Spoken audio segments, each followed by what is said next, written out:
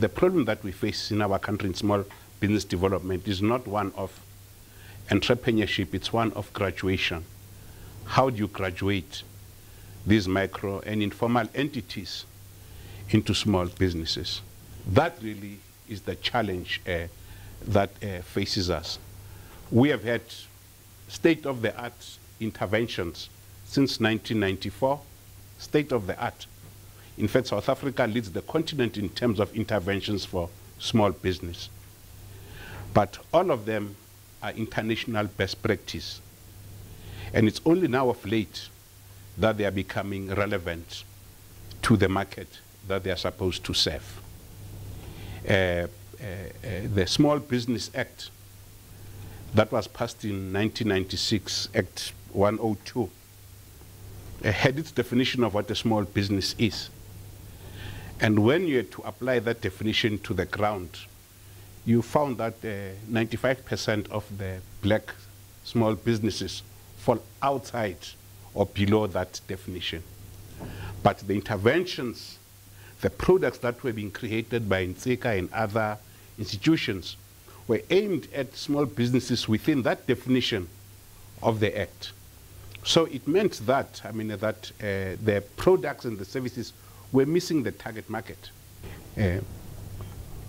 One of the problems that we have inherited as a continent is that when the colonial flag went down and the African flag went up, our founding fathers looked at the huge multinationals, the big corporations, and said, this is what the new Africa must look like. When somebody talked of small business, that was not a subject to be discussed in the portals of power. You could go and discuss that somewhere else.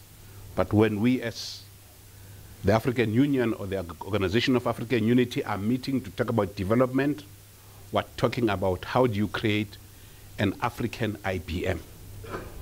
And that was the mindset.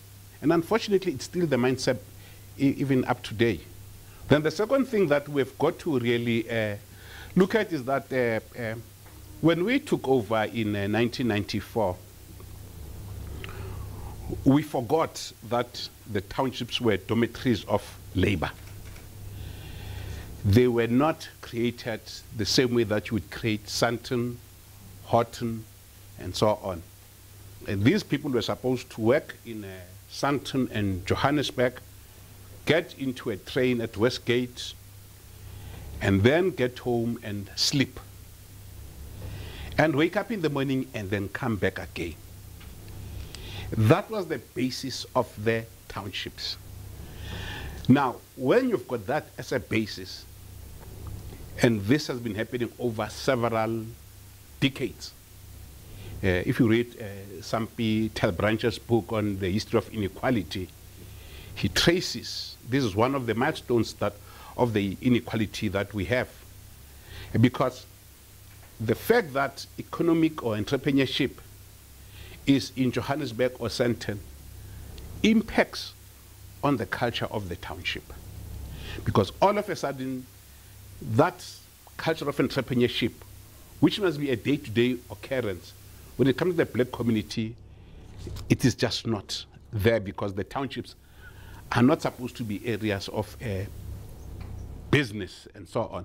So when young people grow up, all that they see are the shop around the corner and so on.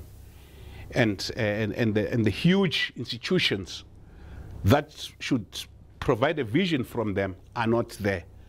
So then you have that as a problem within the townships, a lack of an entrepreneurial culture. Township businesses and those in black rural areas are not in the value chain. And when I talk about the value chain, I said that you don't have a situation where a decision maker in one of the major corporations who wants to outsource. That decision maker, when you say, why don't you look for a supplier in Soweto, he'll look at you quizzically. You must be mad. You see, and so on, and so on. And it's not a question of race. It's just a question of mindset. The problems of our economy are structural. But when we come with solutions, we do not look at that to say, how do we break down these structural deficiencies? In fact, firstly, what do we mean? And what we mean is that the value add in the black community is not in line with the demands of a modern economy. So how do you start that process? How do you start that process? And that process can never be top down. It has got to be bottom up. You've got to go to the base of the pyramid and to say, what is possible? Enterprise development as a leg of black economic empowerment was the least promoted by both government, by both the corporate sector, and by the black people themselves, because everybody wanted to be a shareholder in Anglo-American. And we missed a golden opportunity. You cannot have 8 million South Africans living on social grants. That becomes unsustainable. It's completely unsustainable. And it's going to bite us within 5 years, because we just can't carry that load. And the base of taxpayers is not expanding. In the modern economy, the challenge is, how do you make sure that the modern economy is linked to the township economy, not in terms of buying labor, but in terms of sourcing products and services from those people? That really is what I am driving at. Economic development is not an overnight sensation. It's a process. And it's going to be, it was a process for all other nations. And it has got to be a process for us. The instant millionaires that we seem to enjoy creating under BEE, those have got a negative impact, because you find that then every black person out there suddenly believes that you can be a Patrice Motsepe overnight. Then people start moving around in briefcases, wanting to be shareholders in Anglo-American so that they must be billionaires, because the long route has been made unpopular. And that really is the challenge that we really have got to come to grips with, and that's why I support the changes that have been made to the Black Economic Empowerment Broad-Based BE Act, to say that let the stress be on enterprise development, because if all the stress on enterprise development, 5 years down the line, we shall have, our unemployment will start going down seriously. Not by 1% or 2%, it will go down seriously, because economic activity would have heightened, and so on. Then, I mean, you've got the new growth path, you've got the IPAP, and when you go through all these strategies, the question is, to what extent do they provide for township economies? They're all top level. And all I'm saying that they've got to be broken down to say what is possible in the townships. And that is the role that perhaps the Center for Small Business Development has carved out for itself. Because we have said that as academics, we've got to be realistic as to what is possible and what is not possible. The BEE share thing is very limited. It's very limited. It has got a limited shelf life. But what has got a long life is to turn people into producers. You've got to strengthen the two pillars of consumption and production, where you have a strong producer base that can provide for the strong consumer base that you find in the townships. That is so basic, but it has been very difficult for all of us to get to take that a direction. Every locality has got its own drivers of entrepreneurship. The drivers of entrepreneurship might be common at the broad level. That's why you'll have the Global Entrepreneurship Monitor. But when you drill further down, you'll find that 2 regions in Germany will have different elements that drive entrepreneurship.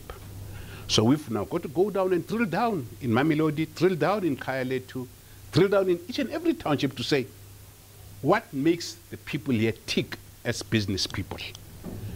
The point I'm always trying to make is that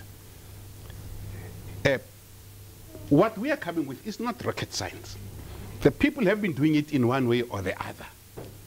So let us relate this modern economy to what the people are doing. Governance is a question of trial and error. No government takes over and has all the solutions. As you pass legislation, you've got all the good intentions, but as you go along, you find that it has not. So our government has done very well, but unfortunately there are areas like the Black Economic Empowerment where it just operated on trust and did not really look at the long term as to say, what would we have achieved after 15 years? Had we had enterprise development from 1995? And we've got to take an honest